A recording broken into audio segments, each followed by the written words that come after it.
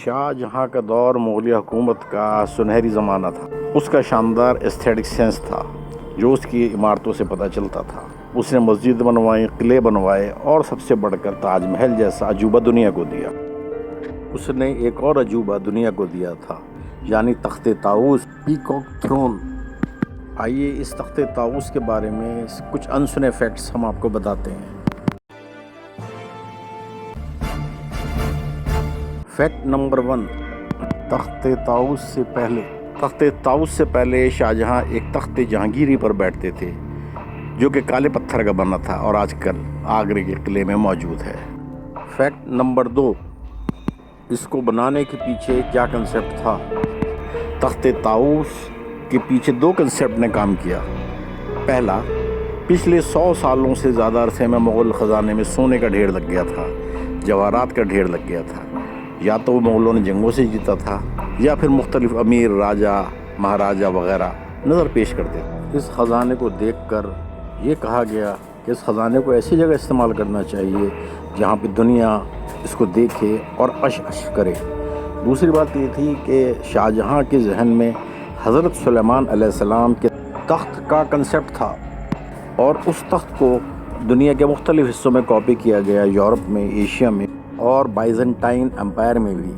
تو ان کاپی کرنے والوں میں ایک نام مغلیہ سلطنت کا بھی جڑا۔ فیکٹ نمبر 3، اس پروجیکٹ کو پورا کرنے کی ذمہ داری محل کے جواہر خانے کے انچارج بے بدل خان یعنی سید گیلانی صاحب کو دی گئی، جنہوں نے اس پروجیکٹ کو 7 سال میں پورا کیا۔ اس وقت سرکاری خزانے میں 3 کروڑ کے ہیرے جواہرات تھے اور خود پرسنلی اس کے محل میں 2 کروڑ کے ہیرے جواہرات تھے۔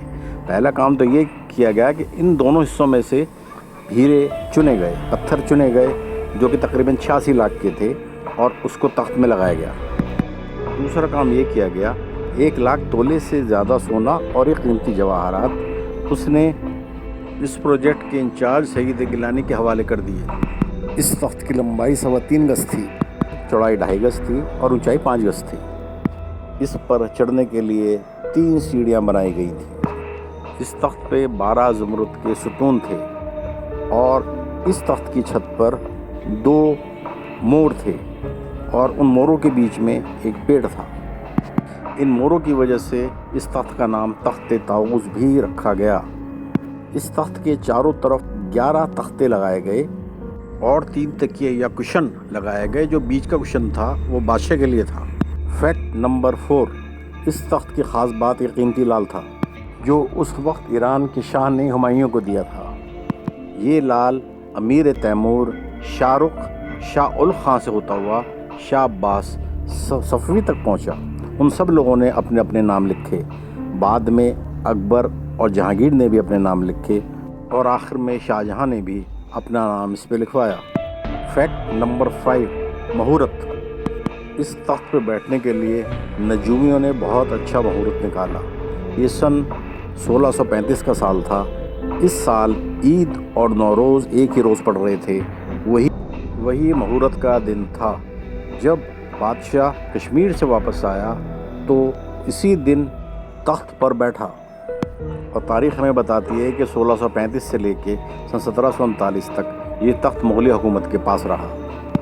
پہلے یہ تخت آگرے کے قلعے میں تھا، بعد میں دلی لال قلعے لایا گیا اور دیوان خاص میں رکھا گیا، لیکن کبھی کبھی یہ دیوان عام میں بھی لایا جاتا تھا۔ چھٹا فیکٹ، بادشاہ اس تخت کو دیکھ کر بہت خوش ہوا اور اس کے پروجیکٹ انچارج یعنی بے بدل خان صاحب کو اس کے محنتانے کے طور پہ سونے سے تولا گیا اور وہ رقم اس کو انعام میں دی گئی۔ اس کے علاوہ اس تخت کے اوپر شیر بھی کہے گئے، ان لوگوں کو بھی سونے چاندی سے نوازا گیا۔ 7واں فیکٹ، 1666 میں آگرے میں شاہجہاں گزر گیا اور وہاں کا خزانہ اورنگزیب کے ہاتھ آ گیا۔ اورنگزیب نے اس خزانے میں سے کچھ ہیرے جواہرات چنے اور ان کو پھر تخت طاؤس میں لگا دیا۔ یہی وجہ ہے کہ ہمیں مغل ہسٹورین اور یورپین ہسٹورین جیسے ٹریونیئر ان کے بیانوں میں فرق لگتا ہے۔ 1739 تک آتے آتے مغلیہ حکومت کمزور ہو گئی تھی۔ یہاں پہ نادر شاہ نے حملہ کیا، دلی میں قتل عام کیا، لوٹ مار کری۔ نادر شاہ دلی سے ہندوستان کی دولت لوٹ کے لے گیا، جس میں کوہ نور اور تخت طاؤس شامل تھا۔ 8واں فیکٹ، جب یہ تخت لاپتہ ہو گیا 1746 में नादिर शाह को उसके कुछ साथियों ने कत्ल कर दिया। उसके साथ ही वहाँ पे लूटमार मच गई और सुना है कि तख्त भी लूट लिया गया और ये तख्त जाहिल लुटेरों के हाथ में लगा, जिन्होंने तोड़ फोड़ मचा दी, उसमें से हीरे जवाहरात निकाल दिए और उसके बाद हमें तख्त का कहीं पता नहीं चला। बाद में कई सालों बाद ईरान के अंदर फ़तेह अली शाह काजार की हुक्मरानी हुई। उसने एक तख्त बनवाया जिसका नाम उसने सन थ्रोन रखा, जिसे तख्त खुर्शीद का नाम दिया गया और कहा जाता है उसमें तख्त ताऊस के कुछ हिस्से इस्तेमाल हुए। इस तख्त का कुछ हिस्सा सल्तनत उस्मानिया के हाथ में लिया गया। फैक्ट नंबर 9, 1980 तक ये सन थ्रोन तेहरान के गुलिस्तान पैलेस में रहा। बाद में इसको ईरान सेंट्रल बैंक में रख दिया गया। तो ये दास्तान जो आगरे से शुरू हुई वो शायद ईरान के सेंट्रल बैंक में जाकर रुक गई है। दोस्तों, आपको वीडियो कैसा लगा? अगर पसंद आए तो हमारे चैनल को सब्सक्राइब कीजिए, वीडियो लाइक कीजिए और शेयर कीजिए।